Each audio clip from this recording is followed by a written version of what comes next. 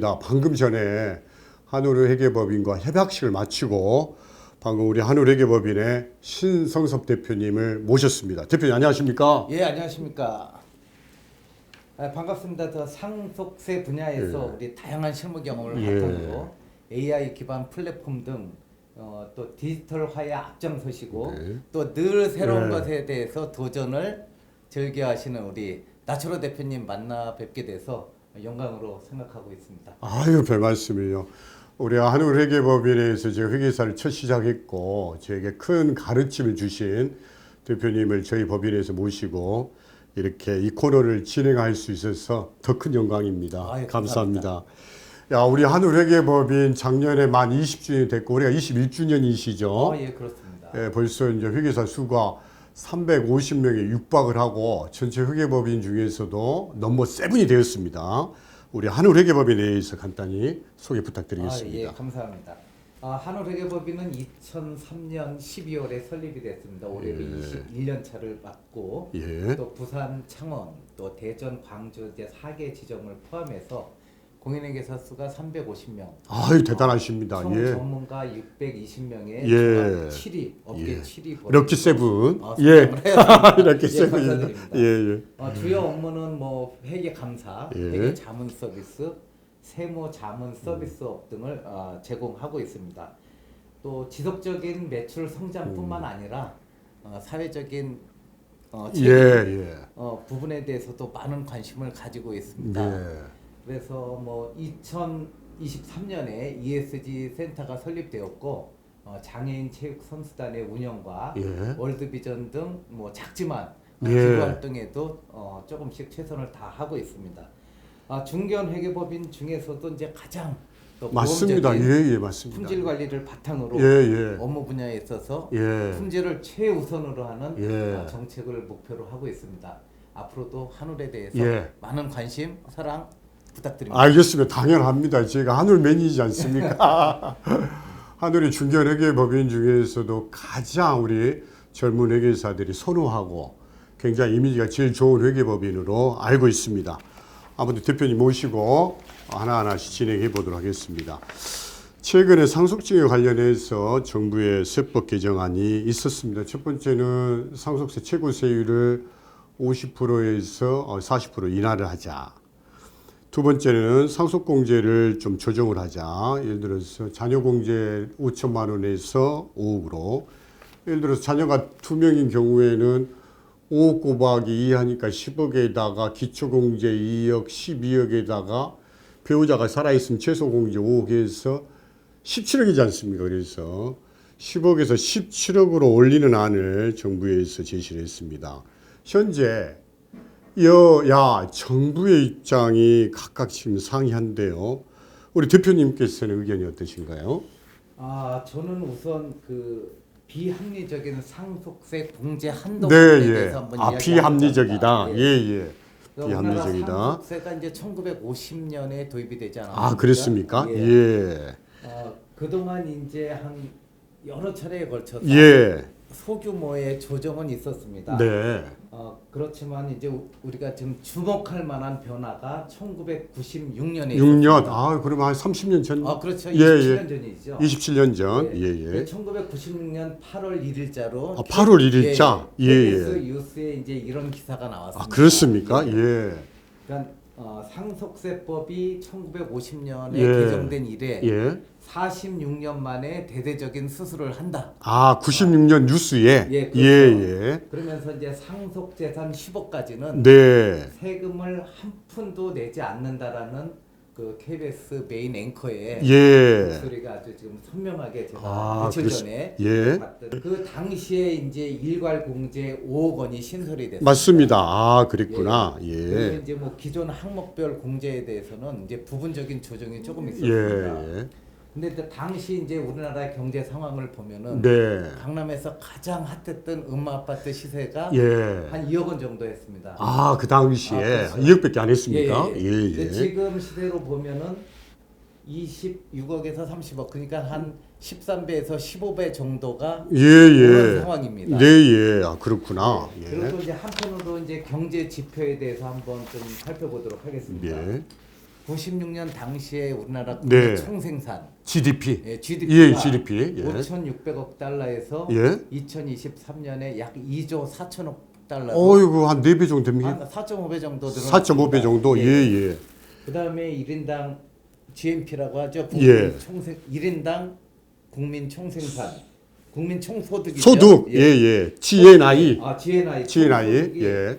12,000불에서 2023년에 약 36,000불로 36,000불. 한 3배 정도. 3배 정도. 늘어났습니다. 예. 3배. 그럼 이제 이런 경제 규모를 반영하면은 네. 상속세 일괄 공제 부분도 조금 더 현실적으로 네.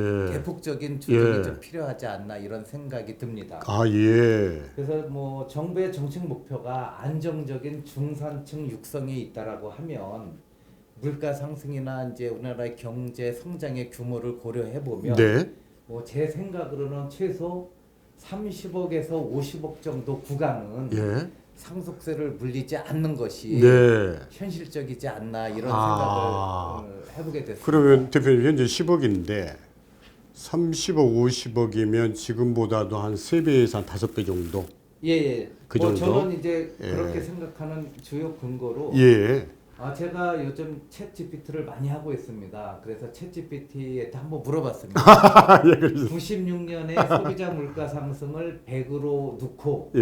23년에 소비자 물가가 얼마냐 예. 물어봤더니 예. 한 214 정도가 되더라고요. 아, 214. 예, 예. 214 정도가 되고 214. 또 실물 자산의 지표가 이제 금 가격입니다. 아, 금 가격. 예, 예. 그래서 96년에 금 가격을 보니까는 약 예. 한 4만 원 했어요. 4만 원. 예. 근데 지금 4년 현재 기준으로 예. 보면은 금한돈의 최고 이제 51만 5천 원까지 올랐거든요. 아, 그렇습니까? 그러면은 오. 이제 실물 자산의 가격 예. 상승이 12.9배 정도 됩니다. 예, 12점 금이 그렇죠. 예. 그러면은 대략적으로 예. 이제 경제 성장 규모라든지 예. 또 소비자 물가 상승, 또 실물 자산 상승을 고려해 보면은 예.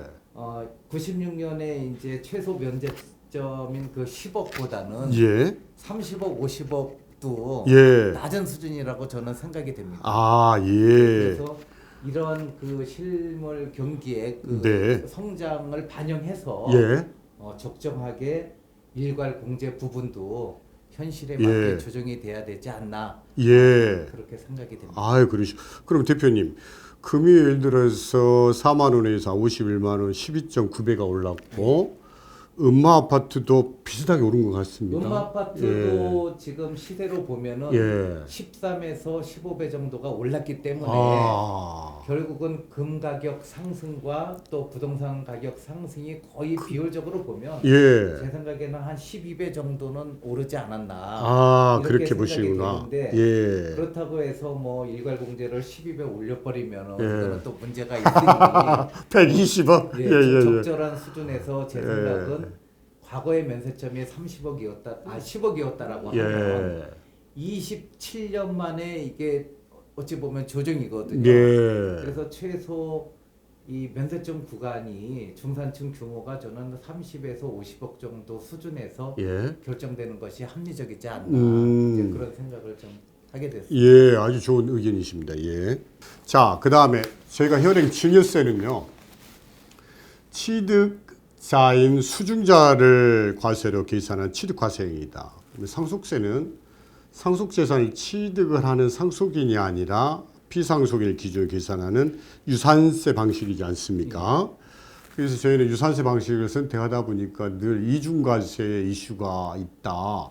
세금은 돌아가신 아버지가 내는 게 아니라 자식들이 내는데 왜 방식은 돌아가신 아버지를 기준으로 계산하느냐.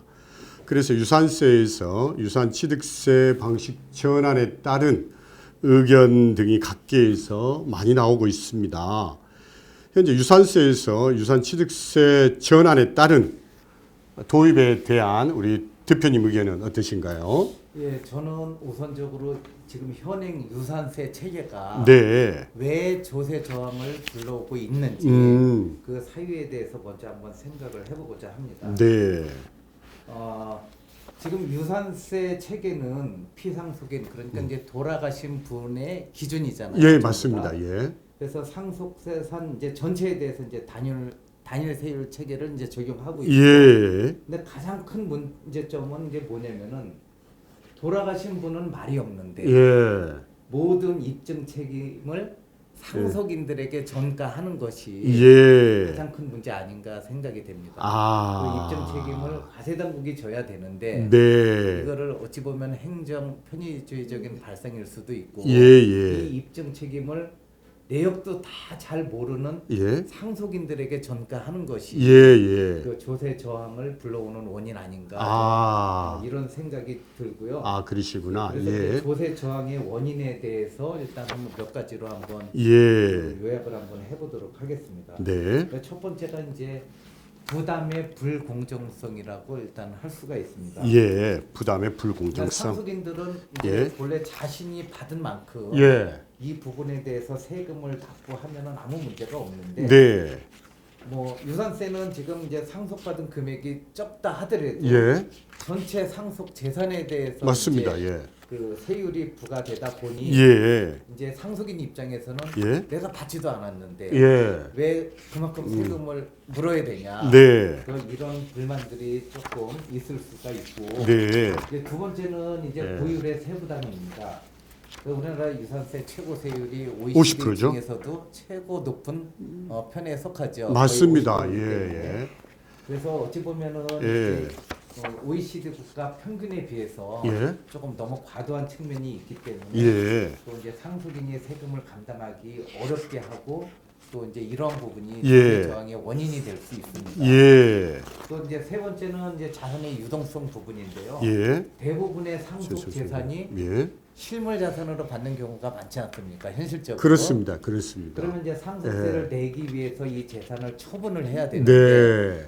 이거를 세금을 내기 전에 처분을 하다 보니 예. 이제 뭐 평가의 문제가 또 발생을 하고 예. 또 이제 처분 단계에서 이제 거래 비용이 발생하기 때문에 예. 이런 부분이 조금 가중적인 그 음. 부담의 요인으로 작용하지 않나. 맞습니다. 이런 생각이 조금 재산은 들고. 많은데 실제 낼 돈이 없는 것이죠. 그렇죠, 그렇죠. 예. 그리고 이제 네 번째는 이제 심리적인 저항입니다. 네. 아버지가 그동안 부모님이 아끼고 예. 아껴서 소득세도 내고 재산세도 냈는데 네. 이 모은 돈에 대해서 또 다시 어찌 보면 이제 세금이 부과되는 형태 아닙니까? 네. 그래서 이런 그 이중과세 부분에 대해서도 어느 정도 조금 조정이 필요하지 않나 예. 이런 생각이 좀 들고요. 예. 그러니까 결과적으로 이제 보면은 상속인의 이제 경제적인 능력, 네. 예를 들면 소득이나 자산 규모 등을 고려해서 실제로 각 상속인이 자기가 받는 부분에 대해서 네. 세금을 낸다라고 예. 하면 이제 형평성도 확보할 수 있고 예. 또 이제 조세 저항도 예. 줄일 수 있지 않나 이런 생각이 들고요. 좀 늦은 감은 있지만은 예. 이제 기획재정부에서 2025년에 네. 현행 내년에 예. 유산세 체계를 예. 유산 취득세 체계로 좀 전환을 하겠다 이러한 발표가 있었는데 예. 이거는 좀 시적절하다라고 예. 생각을 하고 있습니다. 아, 그러시구나. 최근에 우리 최상목 부총리께서 내년 상반기에 유산 취득세 이야기가 있으셨습니다. 아무튼 우리가 OECD 국가 중에서 상속세가 있는 나라가 24나라이지 않습니까? 그 중에서 우리나라처럼 유산세 방식을 선택하고 있는 나라는 4나라에 불과하다. 미국, 영국, 대한민국, 덴마크.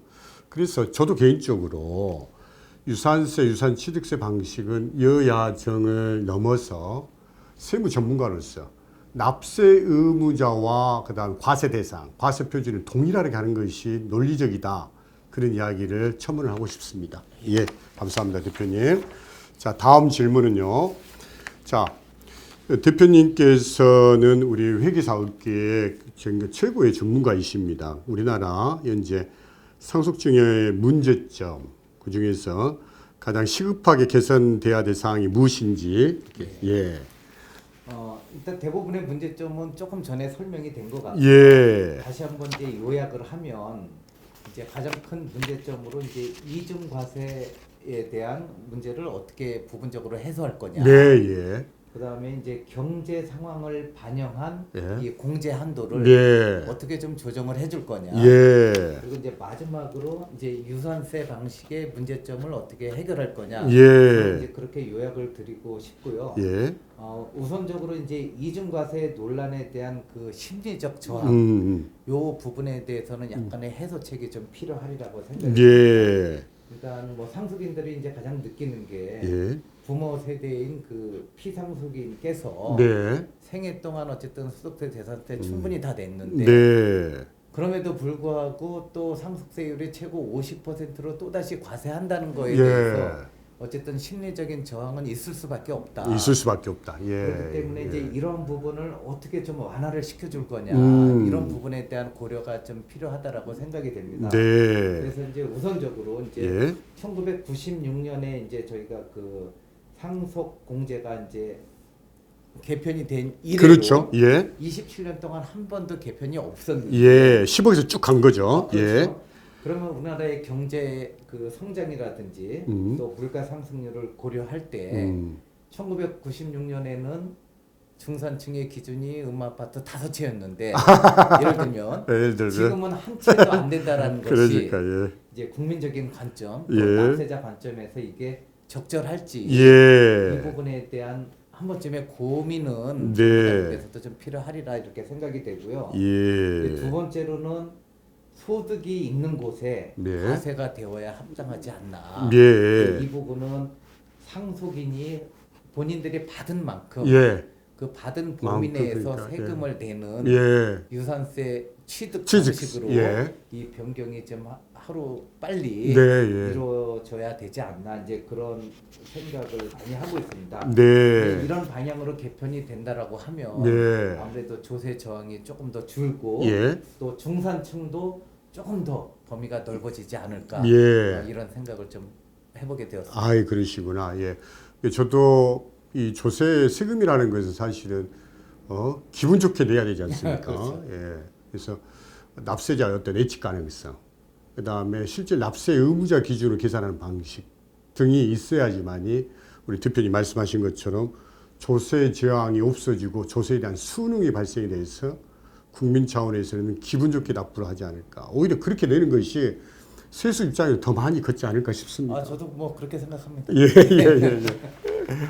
자, 그 다음에 마지막 질문이 되는 것 같습니다. 현재 우리나라 가업 상속공제, 2007년도에 신설이 돼서 2007년도만 하더라도 그때는 가업 상속공제가 1억이었거든요. 예. 근데 지금은 300억, 400억, 600억까지 그 금액으로 따지면 굉장히 많이 가업 상속공제액이 늘어나 있는 상황입니다. 그 다음에 사후관리 요건도 10년에서 5년 줄었고요. 그다음 상속공제 요건도 많이 완화가 됐는데 그럼에도 불구하고 요즘 뭐 중소기업, 중앙회 등등 가업 상속공제에 대한 목소리가 끊기지 않고 있습니다. 여기에 대한 대표님 의견을 여쭙겠습니다. 예, 저는 그 실무를 하면서 예. 가장 이제 어려웠던 부분이기도 하고 네, 또 이제 중소기업 오너들을 많이 만납니다. 그렇습니다. 예. 예, 그런 과정에서 이제 그 애로점이라고 네. 하는 부분에 대해서 좀 말씀을 드리려고 하는데 네. 그 사후관리 부분입니다.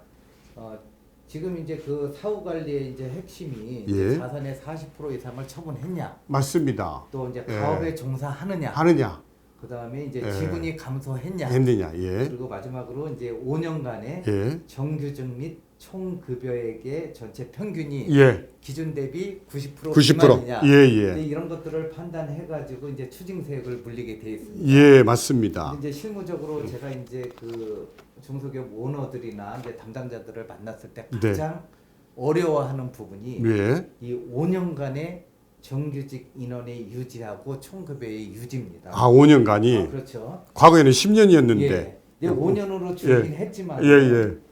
여전히 부담이 되는 거죠. 여전히 이제 예. 부담이 됩니다. 네.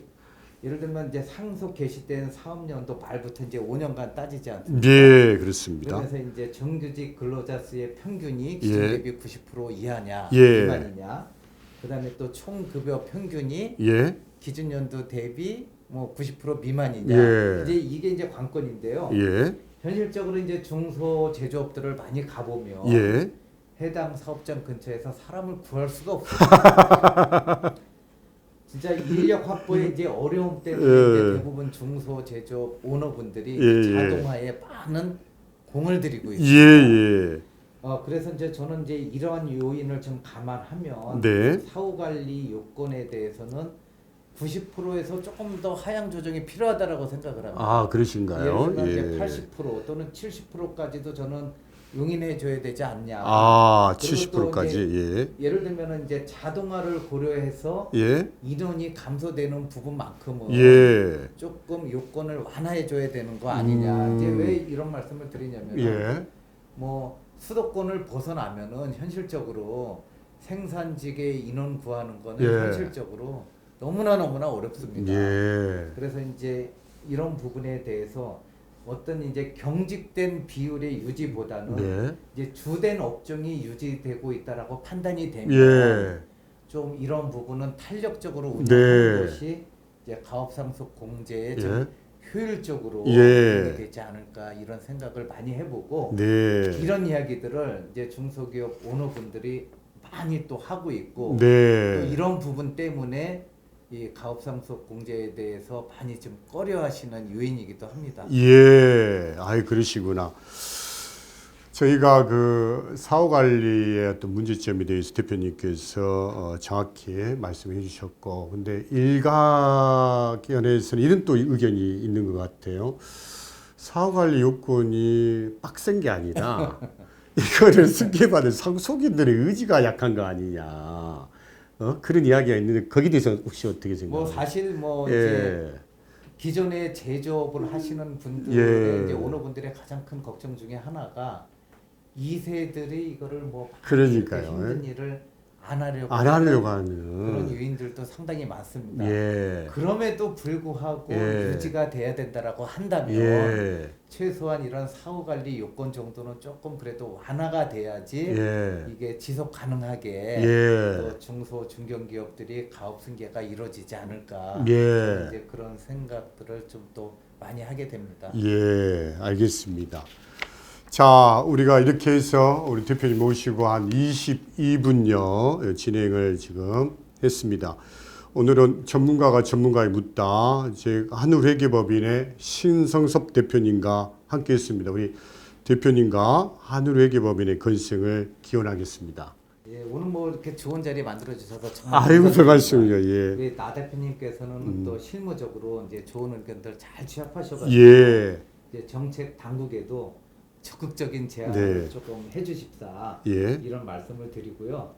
또 국민들 입장에서 납득이 가고 예. 또 이제 조세의 공정성과 형평성 예. 또 합리성이 개선되는 방향으로 예. 또 적극적인 제안들을 해주시면 예. 정말 좋을 것 같습니다. 아유, 감사합니다. 오늘 귀한 자리 너무나 감사합니다. 대표 감사합니다. 예, 예, 감사합니다.